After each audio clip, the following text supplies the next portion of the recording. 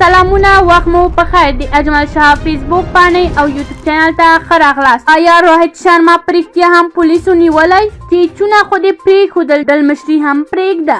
د ویرات کوهلي یو لیونی مینهواله له هغې سره د لیدنې لپاره زرګونه روپۍ لګولې دي. افغان کرکټ ملي لوبډله له پاکستان او بنګلادیش سره 2 تمریناتي لوبې کوي او حسن نبي زما پلار زما اتل دی. خو رښتیا دا دی چې راشد خان غواړي؟ نور جزئیات په همدې ویډیو کې وګورئ. یوټیوب چینل لایک او سبسکرایب کړئ. آیا روهیت شرما په رښتیا هم پولیسو نیولی؟ په ټولنیزو رسنیو کې د هند لوبډل مشر روهیت شرما هغه انځور خپور شوی دی چې له یو پولیس افسر سره اخیستی دی او داسې ګنګوسې خپریږي چې روهیت شرما د پولیسو لخوا نیول شوی دی.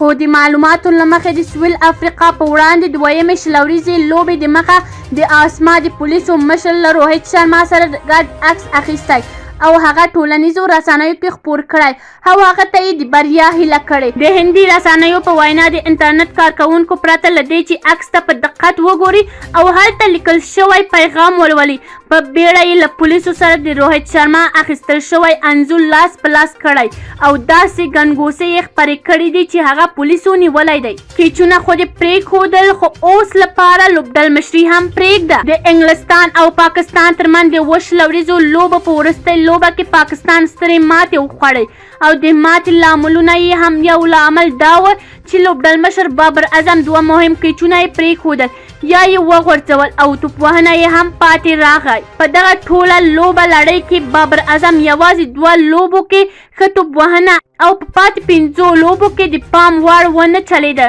چې له امله یې مینهوال پرې توندې نیوکې وکړې او هغه نه یې غوښتنه وکړه چې کیچونه خو دې پرېښودل، اوس لوبډل مشري هم پرېږده. په دې لوبه کې پاکستانی لوبغاړی ډېر خراب ډګر ساتنه وکړه او په لوبه کې د انګلستان لوبغاړی ټوټل 15 کیچونه وغورځول شول چې په هغه کې 2 کیچونه بابر اعظم وغورځول او په توپ وهنه کې په 4 منډو کې وسوځېدل. د بابر اعظم د کیچونو غورځول په غبرګون کې ټولنیزو رسنیو کارکوونکو توندې نیوکې وکړې.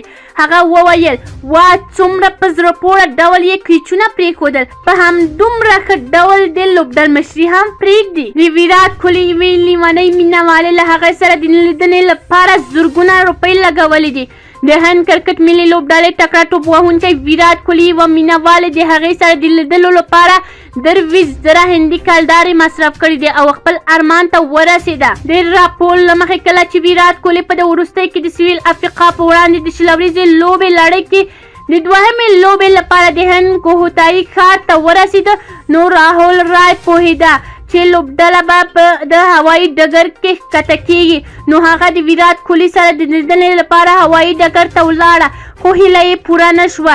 له دې وروسته هغه په هغه هوټل کې چې د هند کرکټ لوبډله پکې پاتې کېدله یوه خونه یې د یوې شپې لپاره 23,400 هندي روپۍ کرا کړه. څه هم راهول رای دومره زیاتې پیسې مصرف کړې خو بې ځایه نه وې او هیله یې پوره شوه او په هوټل کې یې له ویرات کوهلي سره ولیدل، له هغې سره یې سلفي واخیسته او په ټولنیزو رسنیو کې خپور کړ او خپله ټوله کیسه یې هم وکړه. افغان کرکټ ملي لوبډله له پاکستان او بنګلادیش سره 2 تمریناتي لوبې کوي. په پام کې دی وی چې د افغانستان د کرکټ ملي ټیم د پاکستان او بنګلادیش په وړاندې د نړیوالو شلوریزو مسابقو په لړ کې 2 تمریناتي لوبې وکړي. د کرکټ نړیواله شورا د خپور شوي مهالویش له مخې سږ کال تر 20 مسابقو مخکې د افغانستان ټیم د اکتوبر په 18 د بنګلادیش او د اکتوبر په 19 د پاکستان په وړاندې مسابقه وکړي. په استرالیا کې دغه شلوریز نړیوالې مسابقې د اکتوبر میاشتې په 14 پیلیږي او د نومبر میاشتې تر 13 دوام کوي. افغانستان په خپله لومړۍ رسمي مسابقه کې د اکتوبر په 22 د انګلستان په وړاندې وکړي. حسن نبي زما پلار زما اتل دی، خو رښتیا دا ده چې راشد خان غواړي؟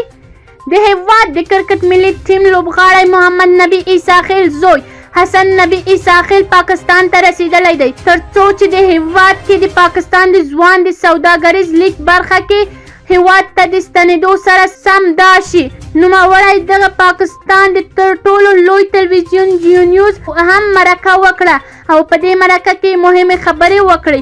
حسن د کرکټ د زده کړې په هکله وویل چې ما کرکټ په خپل هیواد افغانستان کې زده کړی دی. تمرینات هم په شارجه کې کوي او پاکستان ته اوس د لیګ د سیالۍ د یوې لوبغاړي په شکل راغلی یم. نوموړي زیاته کړې چې زده کړه یې له خپل پلار څخه کړې ده. د کرکټ اتل او استاد یې محمد نبي دی. خو دا هم حقیقت دی چې زیاتې مشورې د افغان اتل لوبغاړي راشد خان څخه اخلم. که چیرې کوم نظر لرئ کومنټ کې شریک، یوټیوب چینل لایک او سبسکرایب کړئ.